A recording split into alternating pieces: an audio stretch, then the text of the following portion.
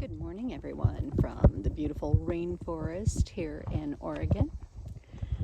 I thought I would do a little video showing you my latest acquisition in solar panels and my comparison of the ones I had before and then this one. So I just purchased this Rich solar panel. It's a 200 watt. I got it on Amazon Marketplace from someone who sold their motorhome, so they were getting rid of it. And I'd like to tell you my thoughts on it. Before I do that, I'd like to tell you about my first solar panel, the Rockpals Suitcase, that's 100 watts, and the Dokyo 160 watt panel. The Rockpals has been with me since I had my Jackery 3 years ago, and it's 100 watts, and it sufficed. I don't think I ever got more than 85 watts out of it, which is still pretty good considering, but in direct sun, I know you're never going to get the full 100 watts, but it was good, but it's been used and abused, and now I can barely pull 40% or 40 watts if I'm absolutely lucky. This is a piece of garbage.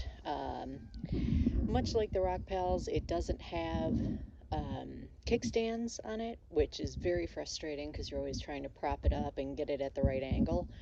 But the Dokyo is supposed to be 160 watts, and again, I don't think I've ever pulled even half that. No kickstands. It's much flimsier than the Rockpals one. The Rockpals one at least is sturdy.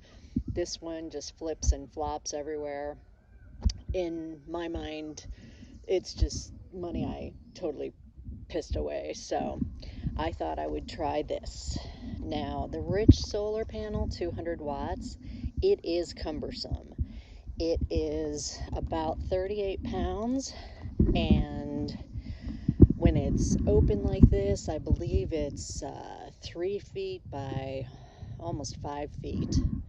So, and it only folds in half, and it is rigid. It is solid and rigid, but it has kickstands built in, which is nice.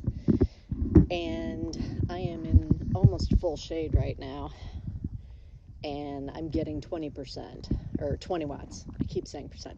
I'm getting 20 watts out of it right now with just this itsy bitsy little bit of sun. So I'm very happy about that because at least it's worth it.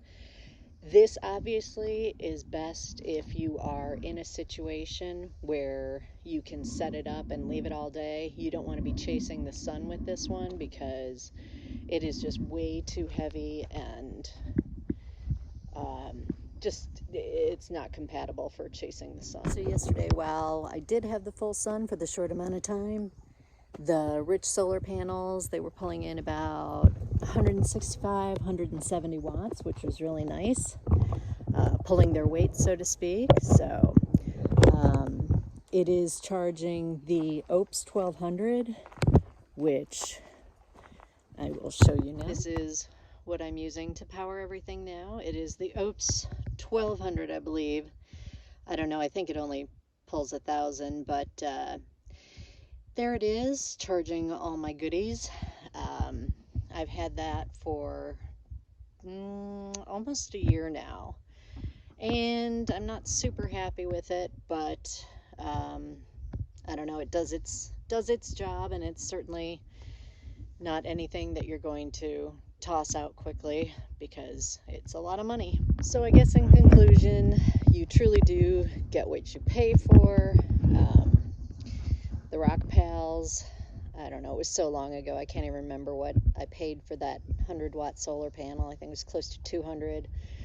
The Dokyo was another 200, and this Rich solar panel, like I said, I bought it on Amazon Marketplace from a private seller, and I got that for $250. So that's a lot of money to be putting out there, especially for trial and error. So hopefully I saved some of y'all some money. And like I said, this thing, it's definitely cumbersome. You're going to have to find room in your vehicle for it. But if you do have the room and you don't mind lifting 38 pounds every time you go to set up your solar, To me, it's worth it because chasing the sun with these two pieces of garbage was absolutely not fun at all. So, I don't know. Leave your comments and let me know what you think or what your experience was with any of these. And happy trails and safe travels to y'all.